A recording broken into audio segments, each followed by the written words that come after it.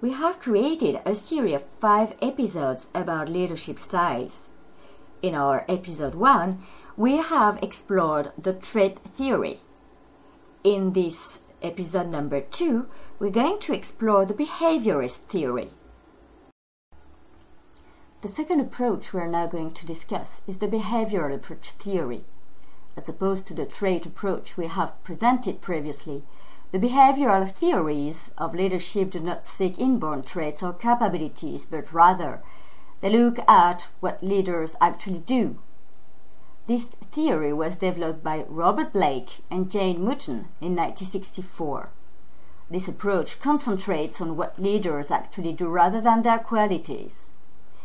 According to the classification provided by the Blake-Mouton Managerial Grid, leaders are categorized into 2 parts: Mcgregor's Theory X and Theory Y managers. Mcgregor's Theory X and Y assumed that the leadership style exercised by a manager depends on his/her beliefs about human nature, or what drives or motivates people to work. One theory, Theory X, posits that managers believe that there is an inherent dislike for people to work. They even try to avoid working if it is at all possible.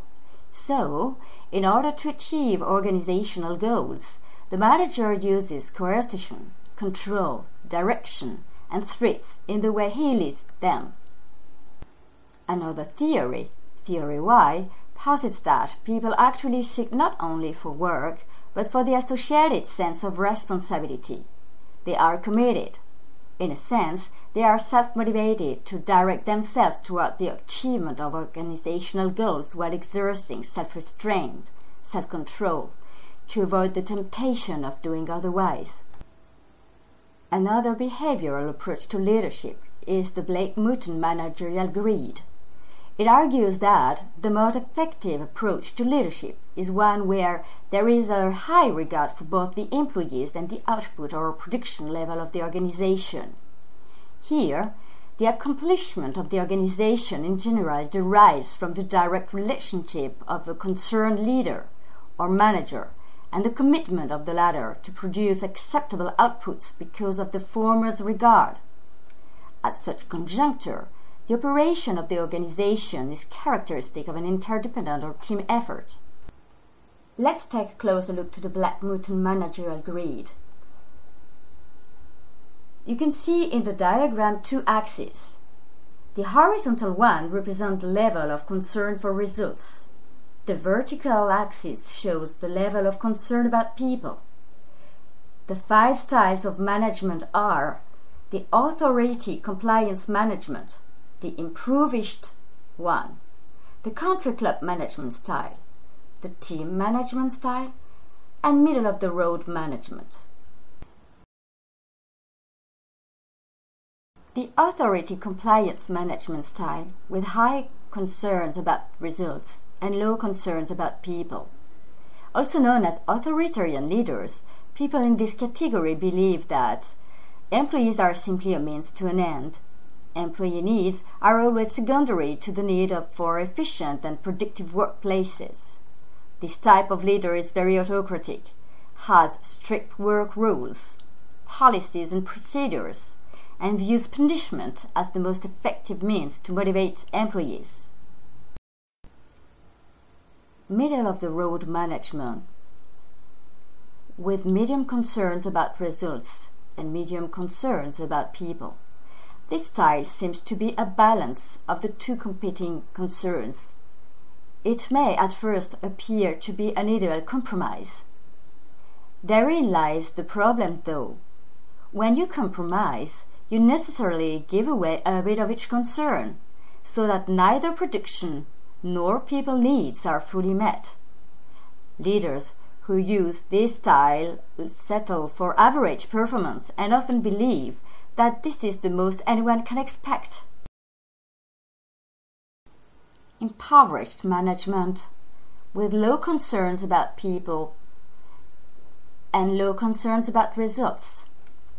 This leader is mostly ineffective.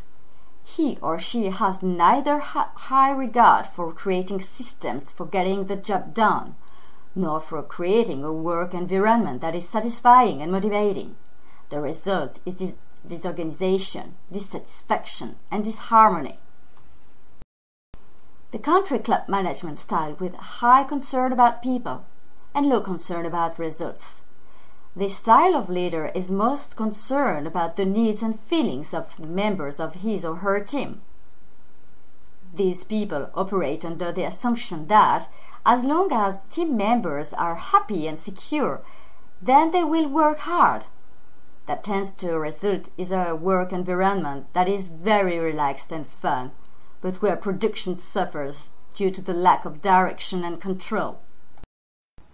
The team management style, with high concerns about production and high concerns about people. According to the Mouton model, this is the best managerial style. These leaders stress production needs and the needs of the people equally highly. What are the benefits about the behavioral approach to leadership theory? Behavioral theories can be used to motivate change in short and long term. The recognition that an individual has the power to change her or his behaviors builds self-belief, which drives further change. Cognitive behavioral theory attempts to adjust behaviors by helping people think differently and more positively about the challenges they face, helping them to build confidence. What are the challenges? Behavioral approaches, similar to trait approaches, fell out of favor because they neglected the environment in which behaviors are demonstrated. Human behavior is dynamic and not susceptible to empirical investigation or categorization in sciences. Because of the dynamic nature of human behavior, it is difficult to pinpoint what is expected to be individuals' behavior at a given point of time.